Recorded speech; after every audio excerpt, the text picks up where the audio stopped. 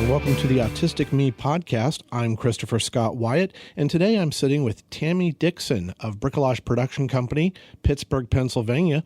They have an exciting production coming up that will show what is possible when you operate an inclusive and open theater environment called the Forest of Everywhere. Yes. My 4-year-old already knows the name.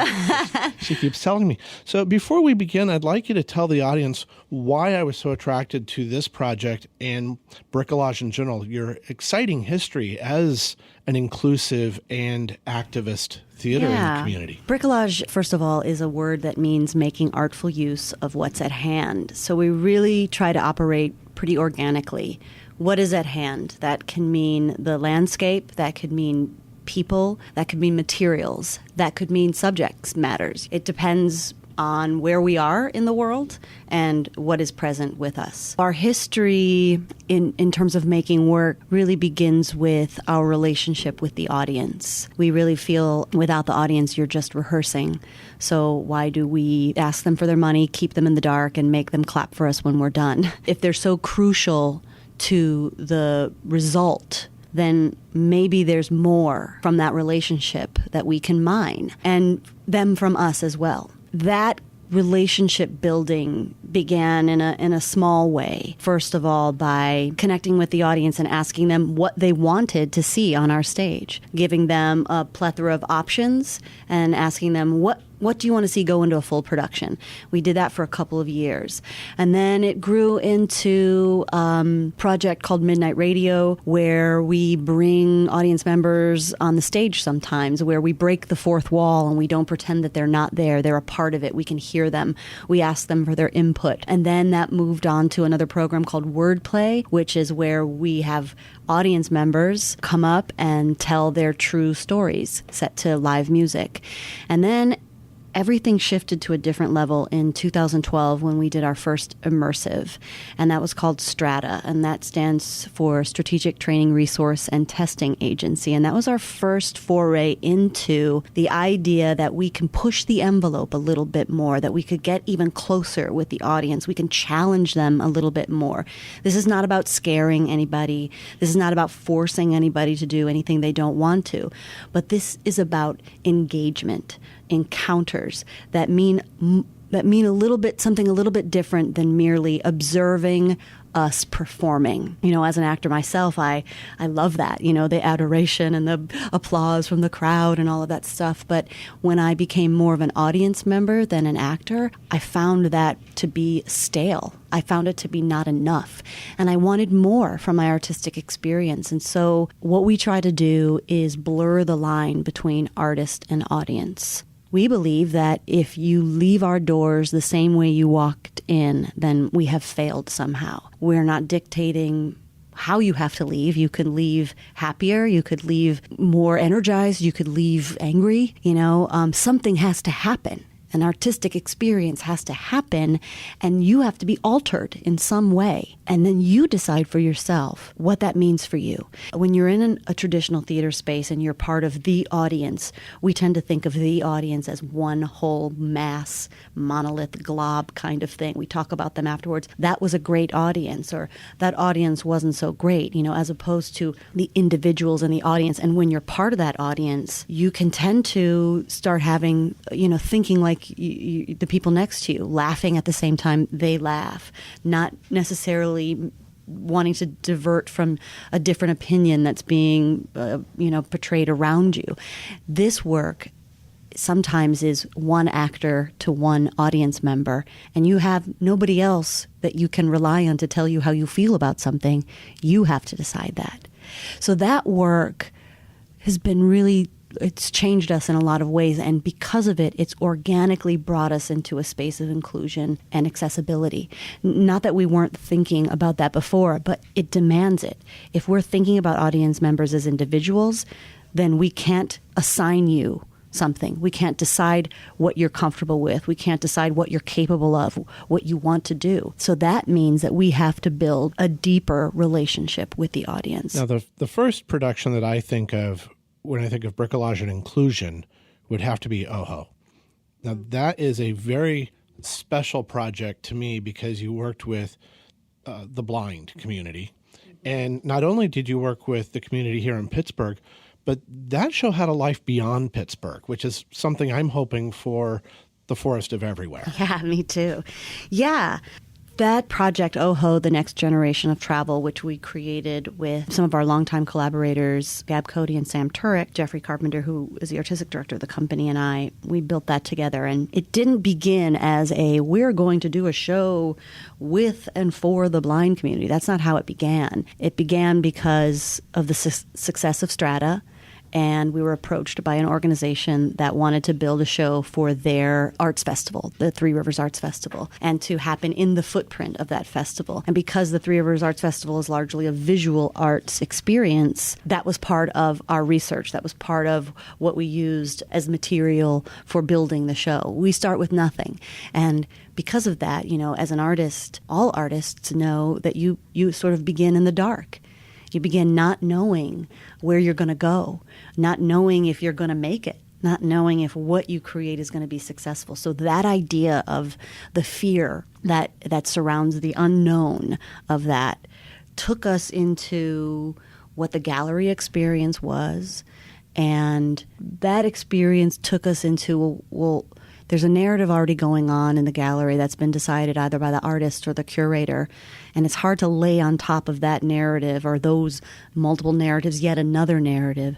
So what if instead we took away something, and what we took away was the vision, the sight. And when we landed on that, then we knew, well, of course, we don't know what it's like to be blind, and we weren't going to make that up. And, you know, there is a saying in many activist communities, and I think it began in the homeless community, actually, not about us, without us. And so then we began to look into building relationships with the blind community, and we connected with a woman who was blind from birth and a woman who went blind at 27. And those are two very, very different experiences. And from that, we built this experience where we had the audience engage with them, and we had the audience engage with multiple levels of vision loss. And that piece culminated in a mile-long walk where the audience was blindfolded, and they were walking together, 10 at a time, being led by a guide throughout the city. And then they were brought to the river, and they got their sight back again. But before then, they had the experience of hearing from somebody, two people who are blind, navigating the world in that way on their own, and also being led. And that was a profound experience for us. I wouldn't say it was necessarily our first inclusive project, but it was monumental, and it caught the attention of the La Jolla Playhouse in San Diego, and they brought us out for the WOW Festival, and we recreated it there. And it was very successful there. We were chosen as Show of the Year in that city, and built great relationships with people out there. And we hope that we're able to go back and take more of our work there, especially something like the Forest of Everywhere. And you've taken your inclusive approach to theater even to the surrounding neighborhoods and communities. This for you is not about one thing. It is about inclusive throughout just the area and all people. That's a heavy weight to carry, and we don't want to send a message that we are doing something. I want to maintain that we are learning always, that we're not experts, that we are not trying to infiltrate a space. What we're trying to do is learn more. And we're trying to build relationships and with the audience. So when this show came about, we were asked. We didn't jump into this saying, now we want to make a show for autistic people. And with autistic people, we didn't do that. This was another invitation. We got an invitation from an organization asking, can we take an existing show and adjust it so that it would be something that this audience would like? And we thought about it for a second. And we thought, well, no, I don't think that that's the best way to approach this. We didn't think it would serve either the audience or the art to alter it in a way that was just for the sake of altering. Why not build it from the beginning with this audience in mind? So that's what we did. We connected with organizations in our community like Arts for Autism and Evolve Coaching, And through those organizations, we met people in that community, and we went to the Joey Travolta film camp, and we met an actor there and asked him to come on board and to create with us. So before anything was written or decided or any choices were made about anything, we were doing research. We were building relationships. We had an autistic actor in the room at every step of the way to be our mentor, to guide us, and to tell us where the structure of what is, natural for us and our neurotypical brains would become a barrier for an autistic person, could become a barrier for an autistic person. As the playwright, you worked in a collaborative manner to create this work, which a lot of playwrights resist. It's very difficult to do devised theater or theater that evolves with the actors. It can be a challenge. How did you find the experience of creating this new work that had to serve a community that you had to learn about during the creative process? Well, I wouldn't put playwright as the first thing that goes under my name, so I think that helps me. I'm not so attached to that label. I wrote a play called South Side Stories that was a docudrama that really wasn't necessarily me writing, but me doing a listening tour in my community, gathering words from people that live there, and then shaping those words into a piece. It is not as if my brain I'm alone in a room coming up with things. That for me that's too scary. I admire people that have that ability to do that.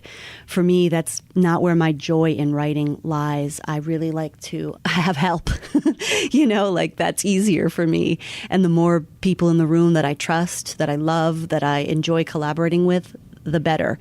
So while I synthesized the games and the exercises we did, if this piece were to be seen on paper, it would say written in collaboration with a whole host of people, all of the actors, staff members, and designers as well. They were integral into this process, into building this piece. So I definitely wasn't alone, and I don't think theater is a solitary experience. It is a collaborative experience. And so, yes, bring your ideas to the table. Yes, tell us when an idea that could make this better, because if it's about my ego, we're all in trouble.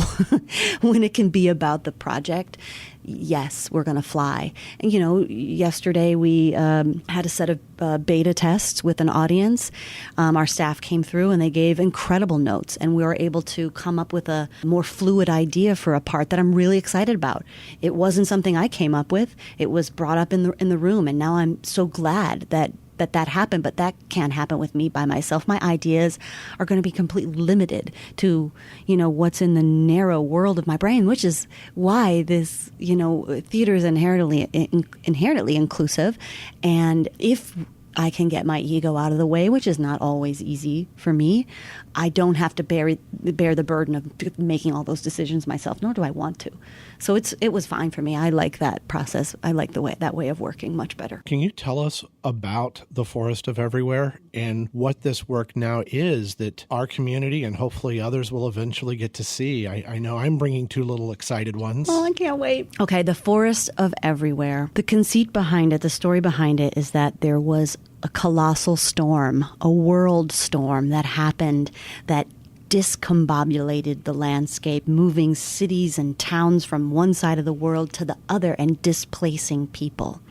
And the Forest of Everywhere is a refuge, a place where people who have lost their home can come and belong. People that come to see it, there are explorers, and we need them because we need help having these new guests in the forest, helping them to fit in, helping them to feel, make them feel like they're at home. So we ask our explorers to come. Can you do this? Are you willing to can you be nice? Yes.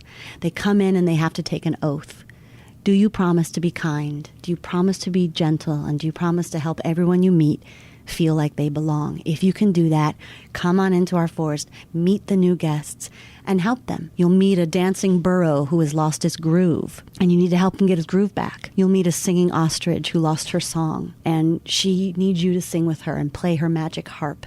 and then she'll feel a little bit more grounded. We all have these things that make us feel comfortable, that make us feel at home, and we want to be at home. Everybody needs a home. And you'll meet a bunny who collects treasures. She's a non-speaking animal in the forest, and she is texture-based. So her space is filled with these beautiful textures and treats and treasures and things that she collects, but her collection is all everywhere. She had a yard sale with all of her stuff, and now she gets anxious when her stuff isn't organized, and she needs your help to help her put these things back, and you can relax in her space. There's a crocodile that he carries the origin story of the forest, and you can meet him if he's there. Sometimes he's out about in the world finding people who need homes and bringing them back to our forests. And when you're ready to leave the forest, because it's an open world experience where you can be yourself and you can stay as long as you want until the forest has to go to sleep. Sometimes kids want to stay forever. If you went through the experiences just in order, it could be a 30-minute experience.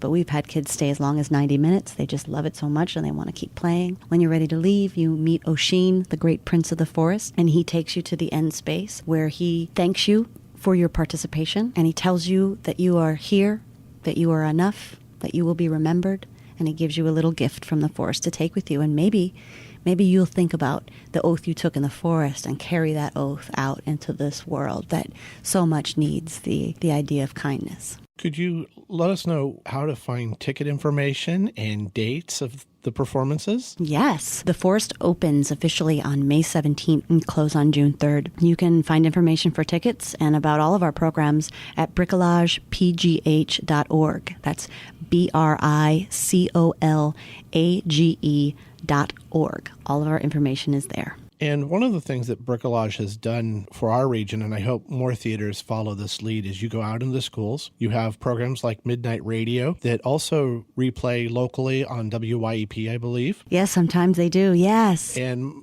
my children are fascinated by those things. And I think as foster children, they will also appreciate this story. Oh, the force of everywhere. Absolutely. I mean, it is, I don't know anybody who doesn't want a home. I don't think I've ever met anybody that wanted to not be connected to something, but our education program is a wonderful program that has been generously supported for a number of years now by the Benedum Foundation. It's grown, and we're in schools in Washington County and counties not close to the city where they can easily access artistic experiences. That program happened organically. We use the curriculum that is already happening in the school, so we're not trying to disrupt something that they're not already learning. We take their curriculum and then we ask them to think about their curriculum in a new way. What are some stories about, let's say they're doing social studies and they're learning about the Civil War. What are some stories in there? What are some characters in there? What are some headlines from that time? What's research that you can do? Real research into real people, real battles that happened, real heroes, real stories. And then we also make commercials about products of that time. So we really get to investigate what they're already learning in a way that doesn't seem like taking a test. And they get to experience with professional playwrights what it means to write dialogue. How do you shape a play? They get to learn from a musician what it means to improv music behind a story. And they get to learn about sound effects. And we utilize every single student. We do this mostly with 8th grade students. It's a difficult time, 8th grade. It's an awkward time. Your body's changing. You're changing. Your friends are changing. You don't really understand the world, You're sort of that break between being attached to your parents and wanting to be a free spirit. It's a difficult transition. And 8th grade can be really hard, especially when we're asking you to perform, do funny voices and silly things that can be embarrassing. So oftentimes we arrive at the school and the kids are very reluctant, but by the end of the process, they love it so much and they feel like they have accomplished something because it is a team effort. If you're not there to make that thunderclap when it needs to be made, you will feel the loss of you. So they really get to feel what it's like to be part of something and to be needed in a space.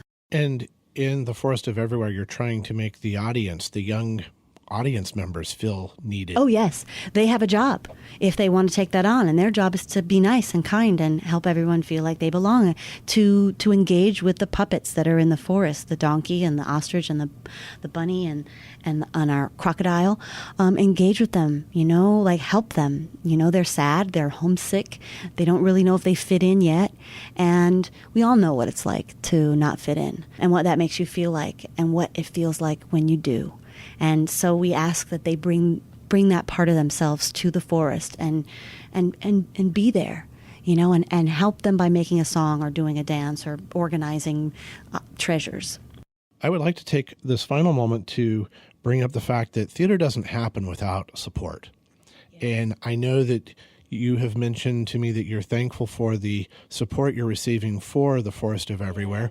So would you like to mention those names? We would not at all be able to do this show without the Edith Trees Foundation. They are huge supporters of this work, and they have been incredibly generous. FedEx has also been a wonderful supporter. In fact, we had a volunteer day where about 10 FedEx employees came for the day, and they made stuff to go into the forest. They cut leaves, they put the acorns together, and they made these treasure boxes for Hops's room. And the Pittsburgh Cultural Trust is also a huge supporter of this, and the International Children's Theater Festival is also a really big supporter of this work. And we rely on the support because, this intimate, personalized work that engages on a one-to-one level, it's expensive endeavor. And while we have done some cost analysis to make our tickets pretty reasonable, they're $12 a ticket. The first chaperone is free. Comparable to any other family experience in town, we're probably one of the lowest costing, but that's not $12 is not what it costs to make this show. So without the support of those organizations, we would not be able to do this work. One of the things that I look at as an autism advocate and the parent of 2 special needs children is that the theater I love so much as a writer and as someone who works on the technical side is often different for them. They do sensory-friendly shows with the lights on or not the full sound. They aren't original, inviting, inclusive productions. And something about this that is so different is it is an original production, not an adaptation, not an accommodation. It is designed from the start with the audience in mind. It very much is. We didn't want to make this audience feel like an afterthought. We wanted them to feel like we were thinking about them throughout. Now, we are under no illusion that we can be 100% everything to 100% of the people, but, we do have a transparency about what we're capable of doing. And in fact, we just officially launched a new program to really help us support this work. It's called the Immersive Companions program. A lot of times, our work can seem like a barrier for a lot of people. It could be a financial barrier, which we just talked about. It could be a physical barrier. It could be an emotional barrier. We want to connect with our audience in a way that doesn't make them check boxes to tell us who they are. Instead, we want to get to know them. How can we make your experience with us the best experience possible? What do we need to know to help us do that? What are you willing to tell us? It could be, we've talked about this a lot, but when we've had this experience, it could be something as simple as I need to be close to the bathroom because I have to go, or I'm afraid of snakes. Please don't put me anywhere near snakes, Or it could be I use a mobility device, or I need ASL interpretation. These are things that we can support if we know. So we ask our audience to connect with us, and we have a position here at the company. Fred Francis is our box office and audience coordinator, and he speaks to our audience. He has a relationship with our audience, and he connects with them. How can we help? How can we open our doors wider? What can we do to make your experience with us better? And we empower the audience to make the decision whether they want to come or not. And if we can't do something to make your experience better, we'll be transparent about that, but also it helps us for next time because we're not going to get this right all the time. We're not going to be perfect. All we can do is try, and the best way to help us try is to let us know what you need. One of the things I've noticed in the 8 years that we have lived in the Pittsburgh area is the growth of Bricolage. Being inclusive and inviting audience members of all ages, all needs, all differences has allowed Bricolage to flourish, proving that theater can succeed by looking beyond its traditional audience. I would argue that our growth, it's also that our growth has allowed us to be more mindful. We have an incredible staff. And when it was just Jeffrey and I, there was no way we could take care of everything. There's just no way we could have done this work. We wanted to. We would have liked to. We thought about it. I mean, when it was just Jeffrey and I, we could hardly get marketing material out. Like every time we add someone else to the team, we hope the job gets easier. But what really happens is that we think we start taking on more because we have more people here to support. But that they do go hand in hand, because it is no longer Jeffrey and my brain solely responsible for any of the things we create. We need the whole staff here. Jackie Baker is our managing director, and she's been incredible in this work of inclusion and accessibility. She spearheaded the Immersive Companion program and has really been a source of inspiration and a reminder to us all the time that this is our charge. Our mission is to immerse artists and audience in adventurous theatrical experiences that foster connections and alter perceptions. If we're going to do the foster connections part, then we have to do it. If we're going to alter perceptions by meaning what theater can mean, what theater looks like, where theater can, take place, and the method of it. How many people do you need for an audience? Well, I say one. One person walking across the stage. Well, there you go. You have a show. It's a both and thing. We would not be able to do this work without our staff. It just puts me in awe to think about where we were 8 years ago. Where we were when I first came on board 13 years ago, 14 years ago. It just seems like a lifetime ago.